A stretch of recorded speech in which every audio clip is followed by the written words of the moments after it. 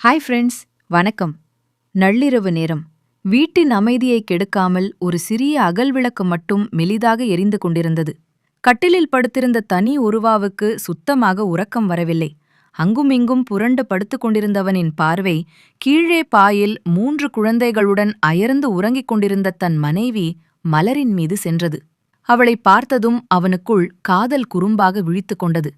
கட்டிலில் படுத்தவாறே தன் கையை சற்றே கீழே நீட்டி தூங்கும் மலரின் காதை மென்மையாக வருடினான். ஆழ்ந்த உறக்கத்திலிருந்த மலரோ ஏதோ பூச்சிதான் காதில் ஊறுவதாக நினைத்து எரிச்சலுடன் தூக்கக் கலக்கத்திலேயே பலார் என்று அவன் கையை தட்டிவிட்டாள். எதிர்பாராத இந்த அடியில் தனி உருவா ஆவ் என மெலிதாக முனக அந்த சத்தத்தில் மலருக்கு விழிப்பு வந்துவிட்டது. பாதி தூக்கத்தில் கண்விழித்து பார்த்தவளுக்கு கட்டிலில் தன் கையை தடவிக்கொண்டு பரிதாபமாக படுத்திருக்கும் கணவனைக் கண்டதும் நிலைமை புரிந்துவிட்டது. உள்ளுக்குள் சிரிப்பு பொத்துக்கொண்டு வந்தாலும் அதை அடக்கிக் கொண்டு ஒன்றும் தெரியாதவள் போல எழுந்தாள். மிகவும் வெள்ளந்தியாக, "என்னத்தா, தூக்கம் வரலையா?" என்று கேட்டாள். அவன் பதில் சொல்வதற்குள், ஒரு மாதிரி முனகுனீங்க, தொண்டை காஞ்சிருக்கா, குடிக்க தண்ணி ஏதும் வேணுமா?" என்று குறும்பாக கேட்டாள். தன் கையை தட்டிவிட்டு இப்போது தன்னிடம் வந்து எதுவும் தெரியாதது போல கேட்கும் மனைவியை பார்த்து தனி உருவாவுக்குச் செல்ல கோபமும் கூடவே காதலும் பற்றிக் கொண்டது. மெல்லிய குரலில், "எனக்கு தண்ணியெல்லாம் வேண்டா, என் தாகம் வேற" என்றவன் இதழ்களில் குறும்பு புன்னகையுடன், "இங்கே வா" என்பது போல கண் ஜாடையில் அவளை கட்டிலுக்கு அழைத்தான். அந்த கள்ளப்பார்வையின் அர்த்தம் மலருக்கு புரிந்துவிட்டது. அவளது முகத்தில் வெட்கம் சிவந்தது. உடனே எழாமல் தன் அருகில் ஆழ்ந்த உறக்கத்திலிருக்கும் குழந்தைகளை ஒருமுறை எட்டிப் பார்த்தாள். அவர்கள் நல்ல தூக்கத்தில் இருப்பதை உறுதி செய்து கொண்டு மீண்டும் தனி ஒருவாவை பார்த்தாள். அவன் இவளையே இமைக்காமல் ஆசையாக பார்த்து கொண்டிருந்தான்.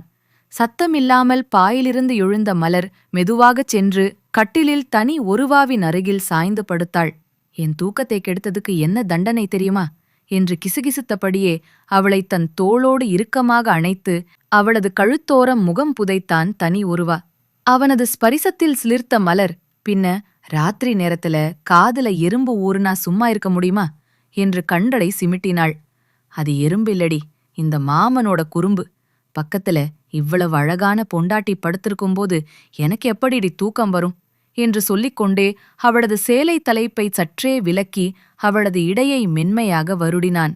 அவனது தீண்டலில் மயங்கிய மலர், "அடடா, உங்களுக்கு ஆசை பொங்குதே, ஆனா கொஞ்சம் பொறுங்க, கீழே 3 பசங்க தூங்குறாங்க, பக்கத்தரையில எங்க அம்மா வேற தூங்குறாங்க, கொஞ்சம் சத்தம் கேட்டாலும் மூச்சுக்குவாங்க" என்று மெல்லிய குரலில் எச்சரித்தாள். "அவங்க எல்லாரும் நல்லா தூங்கிட்டாங்க மலர், இனிமேல் இந்த ராத்திரி நமக்கு மட்டும்தான்" என்று அவளை இன்னும் நெருக்கமாக இழுத்து அவளது இதழ்களில் முத்தமிட நெருங்கினான் தனி ஒருவா. காதலும் வெட்கமும் கலந்த புன்னகையுடன் மலர் தன் ஆள்காட்டி விரலை அவன் உதட்டின் மீது வைத்து, "உஷ், சத்தம் போடாதீங்க, பசங்க முடிச்சுக்க போறாங்க" என்று செல்லமாக அடக்கினாள். அந்த அகல் விளக்கின் மங்கிய ஒளியில் அவர்களின் நள்ளிரவு காதல் மேலும் பல இனிமையான கிசுகிசுப்புகளுடனும் ஆழமான ஸ்பரிசங்களுடனும் மிக அழகாக தொடர்ந்தது.